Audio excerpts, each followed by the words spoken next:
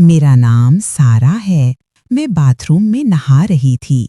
Bathroom का दरवाजा शीशे का था, यानी अंदर वाला बाहर की साया देख सकता था और बाहर वाला भी अंदर की साया देख सकता था। नहाते हुए मैंने देखा कि दरवाजे के सामने कोई हिल रहा है। ये देखकर मैं एकदम रुक गई। फिर मैंने सोचा कि ये क्या हो सकता है। शायद कोई इत्तेफाक से वहां से गुजर रहा है या कुछ और कर रहा है। मैं परेशानी में थी कि क्या करूं। फिर बड़ी मुश्किल से मैंने खुद को संभाला। आप भी समझ सकते हैं कि इस लम्हे मेरा दिल कैसा था। मैंने जल्दी से तौलिया लपेटा, तभी शायद उसने मेरी आवाज सुन ली। मैं बाथरूम से बाहर निकली और ऐसा दिखाया जैसे मुझे कुछ पता ही नहीं। ना कुछ देखा, ना कुछ समझा। फिर मैं सीधा अपने कमरे में चली गई और जानबूझकर दरवाजा थोड़ा सा खुला छोड़ दिया। मैंने सोचा कि अगर ये इत्तेफाक था तो वो दोबारा इधर नहीं आएगा, लेकिन अगर उसने जानबूझकर ऐसा किया तो बार बार आएगा। और वाकई जैसा मैंने सोचा वैसा ही हुआ। मैंने देखा कि वो मेरे कमरे के दरवाजे के सामने से गुजरा और मुझे साफ नजर आया कि वो मुझे ही देख रहा था। इस वक्त मैं समझ नहीं पाई कि क्या करूं। फिर मैंने खुद से कहा, सारा, अगर वो खुद तेरे पास आ रहा है तो जो वो चाहता है उसे दे दे। वैसे भी बांटने से कुछ कम नहीं होता। ये ख्याल आते ही मैंने खुद को इस लम्हे के हवाले कर दिया। मैंने कपड़े बदले और एक हल्की सी शफाफ नाइटी पहन ली। फिर मैं ड्राइंग रूम में टीवी देखने चली गई। वो भी वहां बैठा था। उसने मुझे देखा और बोला, बाजी, कुछ पीने को लाऊं? मैंने प्यार से कहा, नहीं भाई, तुम रहने दो, तुम आराम करो, मैं कुछ मिठाई और 2 ग्लास जूस लाती हूँ, फिर हम साथ लेंगे। तब तक तुम कोई अच्छी फिल्म चुनो। इतना कहकर मैं चली गई। जब मैं मिठाई और जूस लेकर वापस आई तो मेरा भाई इमरान एक एक्शन मूवी देख रहा था। मैंने कहा, ये क्या देख रहा है भाई? इसमें तो बस मार धाड़ है, इसे बंद करो। 2 मिनट रुको, मैं अभी आती हूँ। मैं अपने कमरे में गई, एक पेन ड्राइव लाई और बोली, देख भाई, मेरे पास इस पेन ड्राइव में कई फिल्में हैं, चलो इन्हें देखते हैं। दोस्तों, मैं आपको बता दूं कि मैं सारा अपनी पेन ड्राइव की फिल्मों की आदी हो चुकी थी।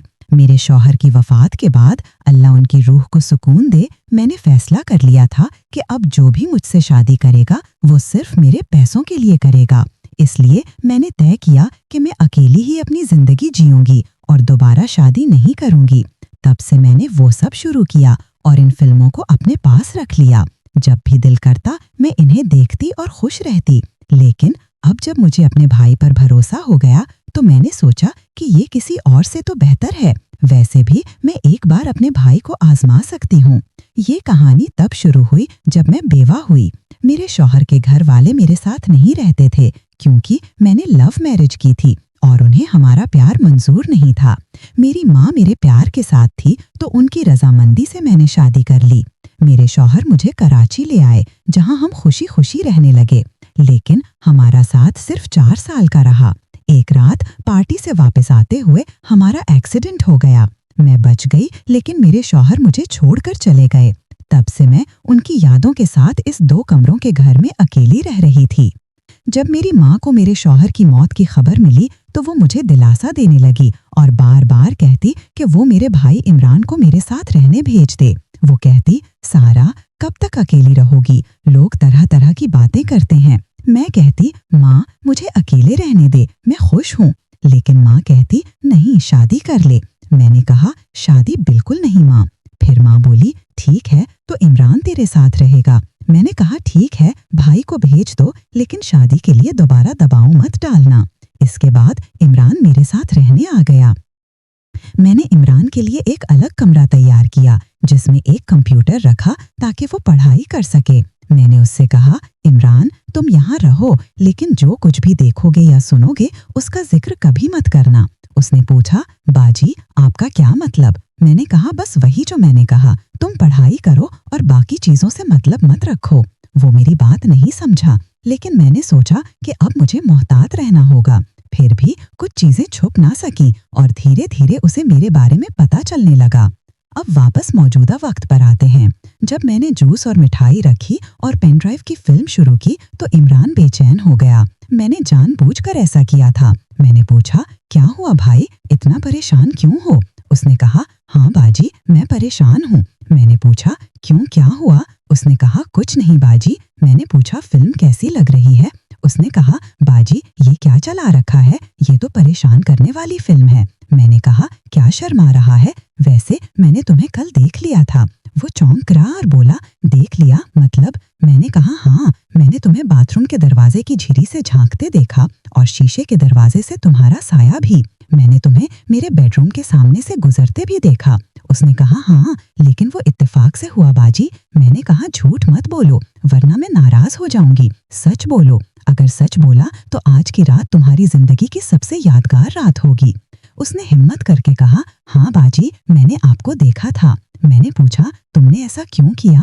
उसने कहा, बाजी मैंने कल रात आपको देखा और सुना जब आप अपने कमरे में थी। आपकी आवाज अनजाने में निकली तो मैं आपके कमरे की तरफ गया, लेकिन जो देखा उससे मैं बेचैन हूँ। मैंने पूछा, क्या देखा? उसने कहा, बस इतना ही बाजी। मैंने कहा, अच्छा, अब बताओ क्या चाहते हो? उसने कहा, क्या मतलब बाजी? मैंने कहा, फिल्म में जो हो रहा है वो देख रहे हो ना?